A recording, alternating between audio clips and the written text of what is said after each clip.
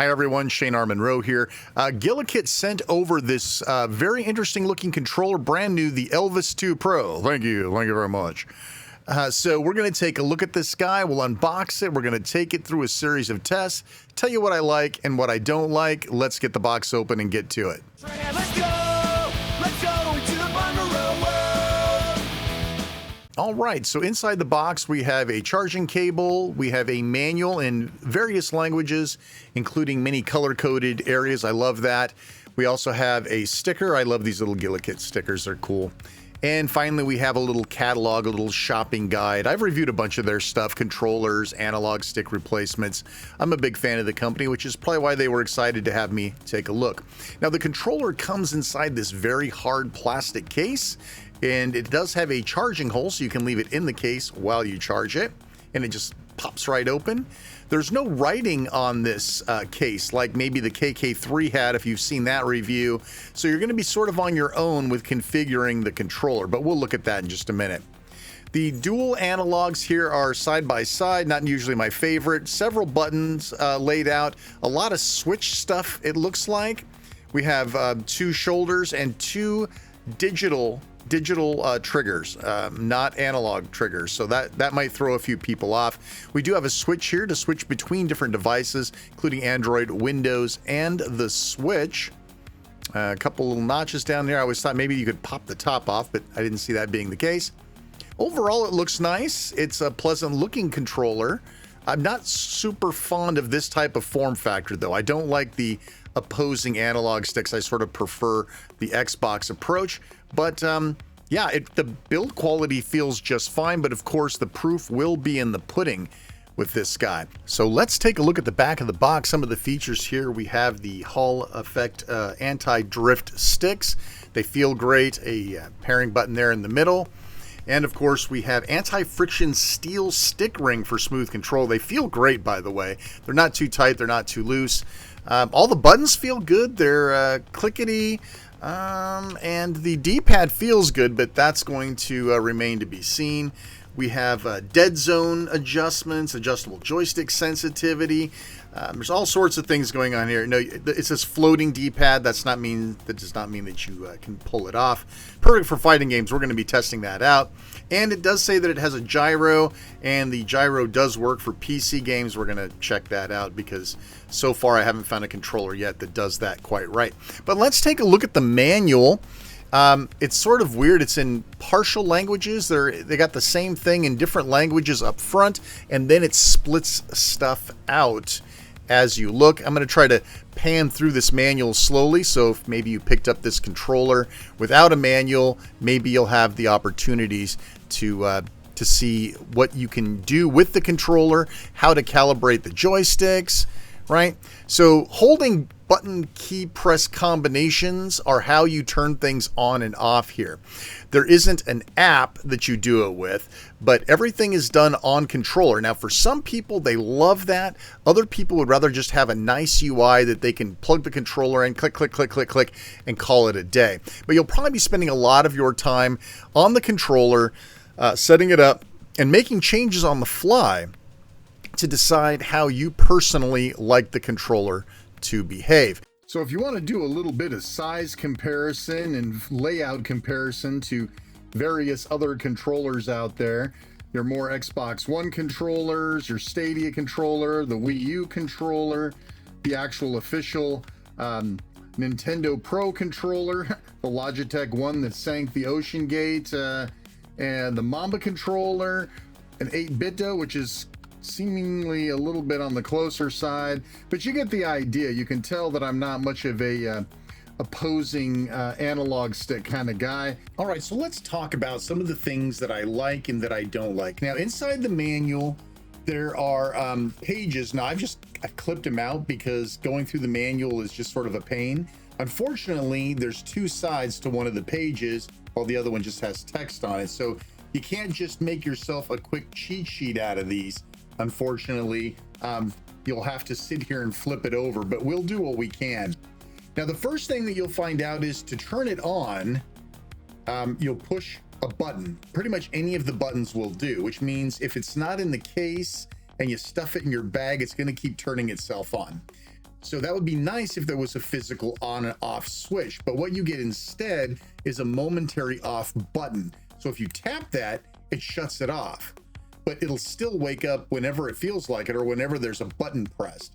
So that could be a problem if you're transporting this thing around, or if you happen to have cats that like to walk over your desk, step on these buttons, and then you wake up and your controller is dead. So that's one thing that there's no definitive off mode for this guy. So that's a problem. The other thing that I really didn't care for, and this could have to do with my hands, I got these big monster hands, right, is the lips on this, on the analog, well, they're not analog, on these digital triggers. It's really hard to see, but you see how there's a big old lip on this thing? It's angled up, right? So when you're sitting here and you're playing, especially if you have these big man hands, you're gonna be setting your hands against it a lot. Right? So a lot of times I'll be playing Overwatch and I'll use my finger to kind of push this bumper or this bumper, right? And then you're using this to fire or suck life. My fingers are actually right on that lip and it's unpleasant. So it's almost like if my hands were smaller, or you hold it down here like this, at least your fingers could sit in between. But even so, I like to have my fingers more out here on the edge. And that edge, again, it's not sharp, but I don't find it particularly comfortable. Again, for my big old man hands, that's part of the problem. Again, the sticks are perfect in terms of the tautness. They're not too loose like the ROG Ally. They're not too tough to move. I don't like this dual thumb configuration. I prefer this, but listen, it's what we got. The D-pad is great to the touch, but we're going to play some both some fighting games and some 4-directional games. Of course, one of the things that will bother a lot of people is the fact that these switch buttons are here. I think start and select, right? So start and select is actually in the middle. I don't really care for that. And I find myself reaching up here. Muscle memory is going to eventually kick in and I'll be able to do that. But right now, you know, no matter what you're doing, it feels a little bit on the weird side. And there's a whole bunch of buttons in here that have auxiliary purposes, and that might throw you. In terms of button clickiness, I like it a lot. I like the way that the buttons feel. I like the way that these guys have a distinctive click to them, and they're all good. It's not like there's 2 bad buttons on here. A lot of these controllers, the face buttons are great until you get to like one of these, and then they feel like absolute crap. But all of these feel good and solid, and the controller feels solid. Not too heavy, not too light. Again, just from a my hands perspective, what do you got? All right, so let's talk about setting these controllers up. There's an APG feature that will record like 10 minutes of controller taps. I'm trying to find a use case for that works, right? I could understand a macro, a single macro that causes you to do a certain special move in Mortal Kombat or something. But the concept of recording and then being able to save this file off and bring it back in, I don't know. I'm trying to find a use case that works for me. Now, you'll also find that there are some different vibration modes. I'm going to be honest, unless you're on the Switch, you're probably not going to notice the difference. Right? And so in order to change these modes, so let's say that you wanted to change the rotary mode, it's 1 vibration by holding down the gear and down on the D-pad. So we'll turn it on. So we'll hold gear in the middle and down on the D-pad. That was 3 vibrations. 3 vibrations means HD vibration mode. If I were to do it again, right?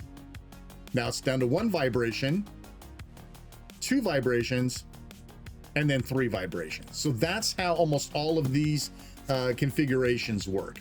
Vibration intensity, weak, standard, strong, or off. So yes, you can turn off the hepatics or whatever rumble feature. You can turn all of that off on here should you be in the mood to do so. So that's useful. That's something that people would like. So let's talk about some of the other configuration modes. I think this is important. 4 directions on the D-pad, gear plus right. So hold down gear and press right.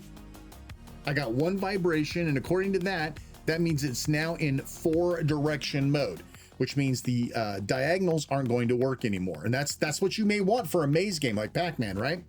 And then a long vibration means that it's set for the default 8-direction mode. So gear and right, nice long vibration, and now I'm in 8-direction mode. You can always clear everything with the gear minus. If I hold down gear and I hit minus, turn it back on.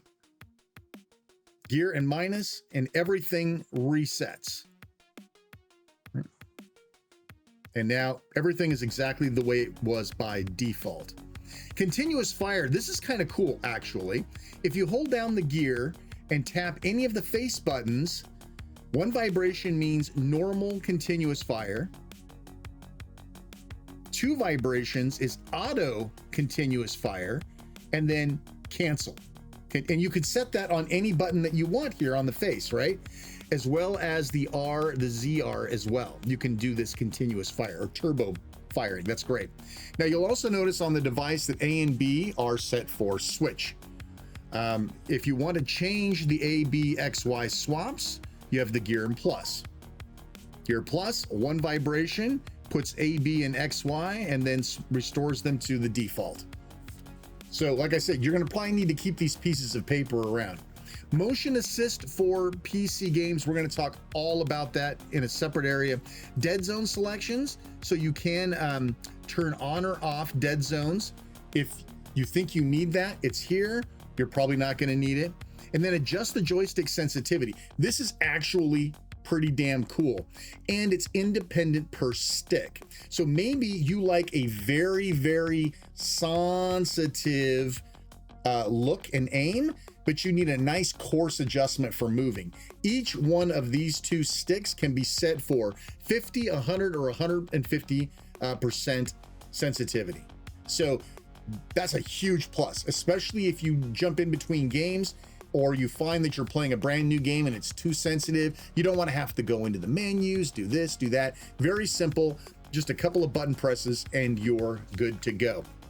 So that's the majority of the configuration. Again, it's a shame that there's not a cheat sheet version that comes on one sheet that you could open all of it and have it in front of you versus, you know, having to either flip through the book or flip back and forth. Eventually this all becomes muscle memory, but it's something that they could have improved by putting these all on their own pages. So even if you cut the pages out like I did, you would be able to stack them or you know, put them together. Of course, you could put them on your phone, whatever you want to do, right? So that's the configuration piece of it. There's a couple of really nice features in here. It's nice that it can all be done on device. You don't have to use an app, don't have to plug it into Windows, don't have to do anything weird. So whether you are a Windows user, an Android user, or a Switch user, it doesn't matter. You can control all of this yourself. So it's made for the Switch. Come on. These are digital analog sticks. So you're not going to be playing racing games with them. You're not going to be playing flight games or anything where you need an adjustability here. But if you're a Switch player, you're in good shape. Or even honestly, even if you're like a first-person shooter player, there again, the controller has a place. I just don't know if it's going to be in the same place as, say, a Pro controller would be. We'll get back to that. So we're going to pair this up to Windows. Again, you'll wake it up and you'll hold down this red button. It'll automatically pair. In this case, it's I believe it's pre-paired to my Steam Deck. I'm going to hold it down until it starts blinking. Add a device, Bluetooth, and we'll actually get this controller online, and you'll know when it's connected because it goes solid. All right, so now I'm ready to go, and we're actually ready to do some tests. I'm going to start with the D-pad in the 4-direction mode. So again, that's gear and right. 1 vibration, it is now in 4-direction mode. Now you can, of course, go to a web page. They do have a controller testing web page that you can do all sorts of cool stuff with. And I'm going to flip you up here. Let's go over here, and you can test everything. And you can see everything. Oops, see, I don't like that button there. And you can see all of everything works. You can also get an idea in terms of controller sensitivity here as well. So that's kind of cool. Also, check your push-in clicks, the whole bit. So you can do all of this here. Now, if I use the D-pad, right, we're in 4-direction mode. So I'm going to use the D-pad to try to push up and to the right. No go. It's very distinctive in 4-direction mode. I can turn that up to 8-direction mode, and you can see I'm getting the diagonals exactly as I would expect to be, right? So there you go. That's how all of that works, and I think at this point we're ready to actually test it on something. So obviously, ipso de facto for testing any sort of 4-button controller is some type of a Pac-Man game. Now you could try this under emulation. I just happen to have this ready to go here. So here in Pac-Man Museum, I'll just go to Pac-Man. We'll just play a very simple game of Pac-Man. Where's this stupid start? There we go. All right, so let's test the 4-direction controls. Actually, I think I'm back in 8-direction mode. But this feels really good. I mean, for D-pad's sake, that can be difficult. Oops. Yeah, see, I've already made a mistake. So let's go. Okay, now I'm in 4-direction mode. This should be a little tighter. And it is. This is how I would expect it to feel. You don't get that sort of weird in-between thing, right? So this works well. So the 4 and 8 direction thing works well, at least in terms of Pac-Man. That's something. Next up, let's try a nice twin stick shooter scenario. So twin stick shooters are typically, see, my thumbs end up hitting each other. I guess I could move my thumbs a little bit. So now you're playing more with the tips of my thumbs. Not as comfortable. I kind of like to put my pads on here. Oh, guess I only got 1 life on that one. So this is a little close by, especially since I have to kind of keep my hands at an angle. So again, I'm just not a huge fan, but I will tell you that they're nice and silky smooth in terms of usage. The ridges aren't too high. The ridges aren't too high on the controller, so they don't feel like they're cutting into your thumb, but there's enough to kind of get a grip. So, I mean, this is one of those things where people are very particular. You could put thumb caps on here or whatever, but overall, I think these are well made. I just don't care for the position of them, and they feel smooth enough where I feel like I could probably play for some period of time. Let me just play something else here that requires a little bit more length of play here. And again, you can adjust these the sensitivity so you don't have to push quite as far or push farther, right? We could set up the dead zones if we wanted, all using that pre-configured bit that we were doing earlier in the video. Yeah, these are great. These are nice and silky smooth. They are as advertised on the tin, as they say. All right, let's do a little bit of Overwatch testing, and we're going to be testing out the motion aim assist for FPS games, which says to use the gear plus either L or ZL, and essentially it will change the amount of aim assist or disable it completely. Now, unfortunately, aim assist only works while you're holding the button. There's no way to turn the gyro on full time. So let's go ahead and jump into a training match here. This is just a lot easier to see this way. Just do a normal training match, and we are going to pick a character. Just Moira's good. All right. So I've got my suckle and my heal right on my triggers, and then I've got fade and my ball selection on the bumpers, right? This is all standard stuff here. Nothing really unusual there. So how would I get to turn on gyro, right? How do I make that happen? So if I hold down the gear, I have to decide whether I want left trigger or left bumper. So if that's fade, left bumper's not going to work. But what about here? Suckle with gyro would be pretty good. So I'm going to turn it on. I got one vibration. So if I hold this down, I've got some level of gyro. And you can see, honestly, that the gyro is kind of weird, right? So if you are an inverted mouse player or an inverted controller player, where looking down, where pulling back means look up and pushing forward means look down, it's backwards. Even though with my right analog stick, back looks up, forward looks down. So even though this is inverted, which is what I want, what I'm used to, the gyro is not. And it's odd that the gyro only has one mode, right? So it's either, you can either tilt a rock. It's very strange. The gyro does not work. This must be a Switch thing, because I don't play gyro-enabled games with the Switch. So this must be the way that Switch people or Switch users like it. But my point is there's no way, if you're playing a character, that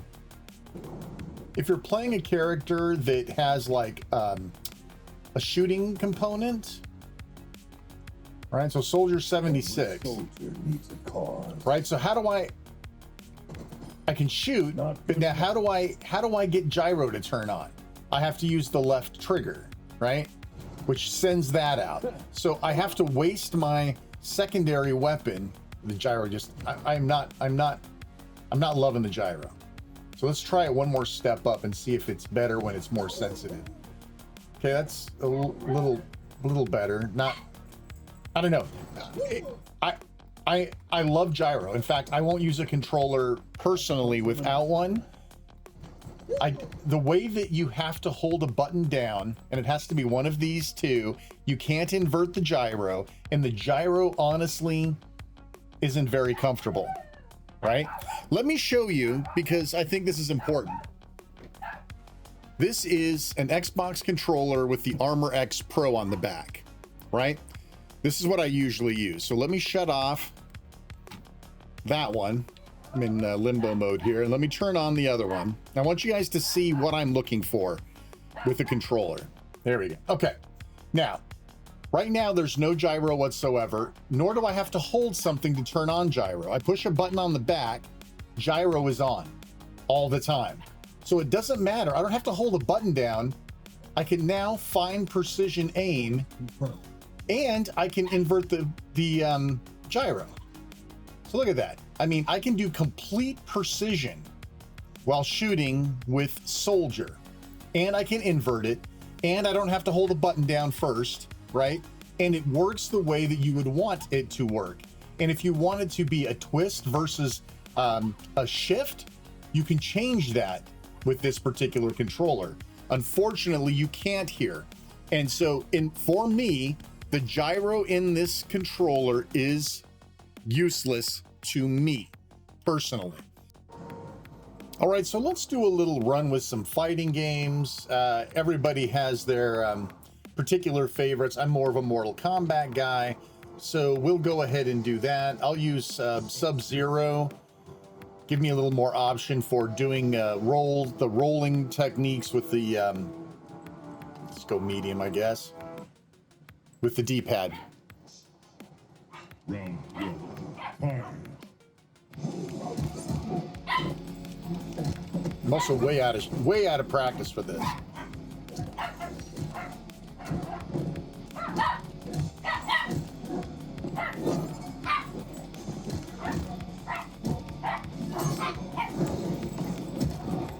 Way out of practice.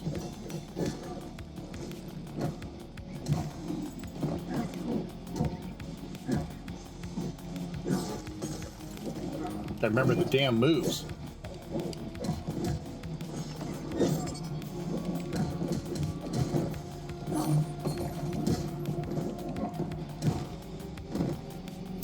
I think the D-pad's fine. I mean, my problem is the way that I'm holding the controller is very uncomfortable for me.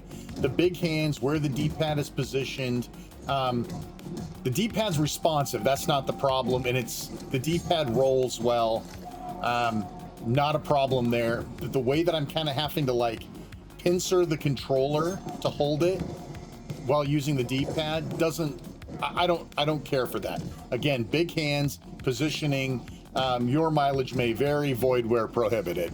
All right, so with this being a Switch first controller, let's use it on the Switch, right? So I'm going to select the Switch over to Switch. I'm going to turn on the Switch, go to my controllers, change grip order. I turn this guy, wake him up. There we go, perfect. All right, so now I can get back to business. A little audio here. All right. A little classic arcade mode. We'll just grab a thing and we'll try it out.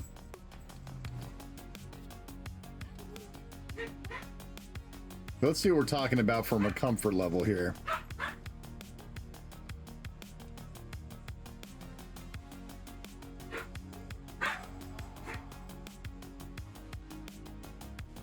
Yeah, so again, because of my hand size, you see I'm kind of like using the tip of my thumb.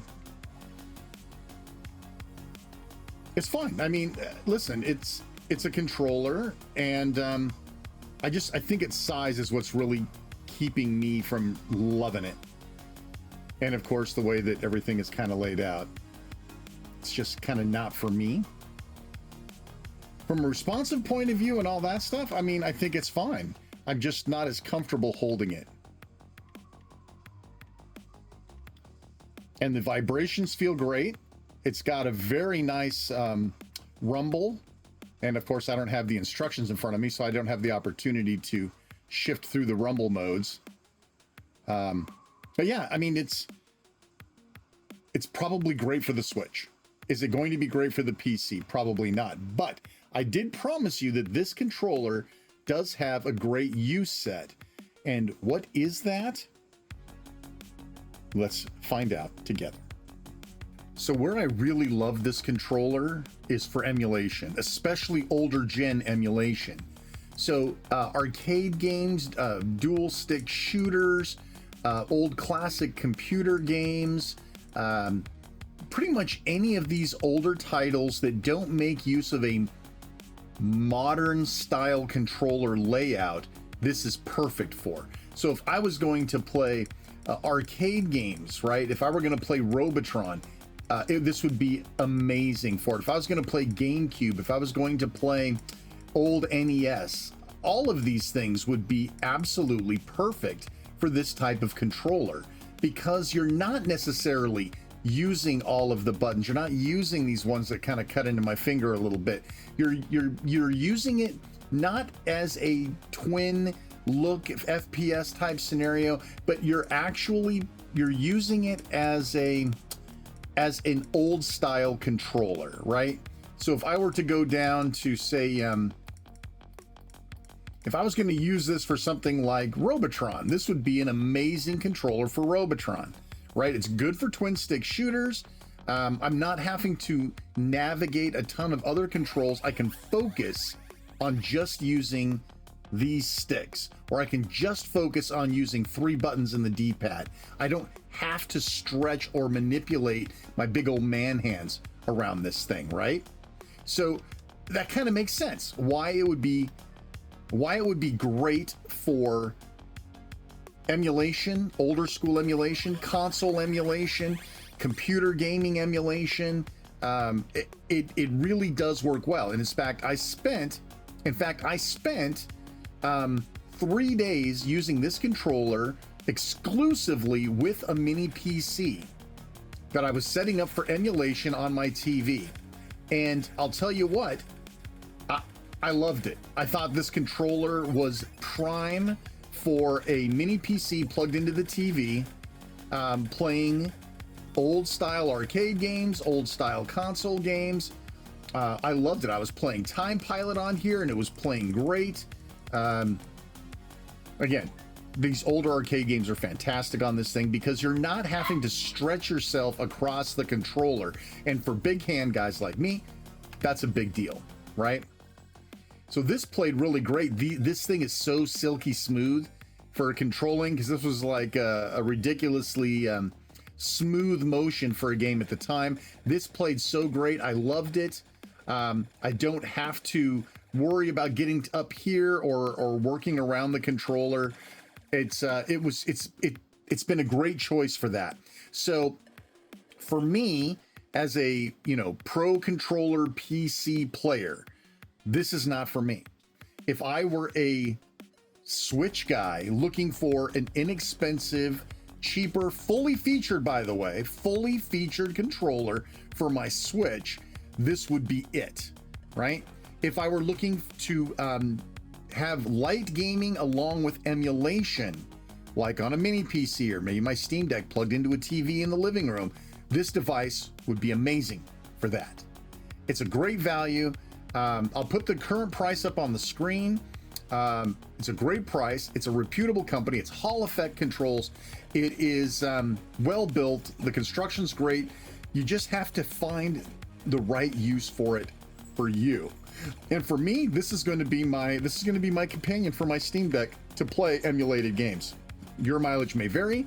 I am still now on the lookout for a pro level controller that gives me the gyro that I want. So far, I can't find it, but I'm still hopeful that someday I will.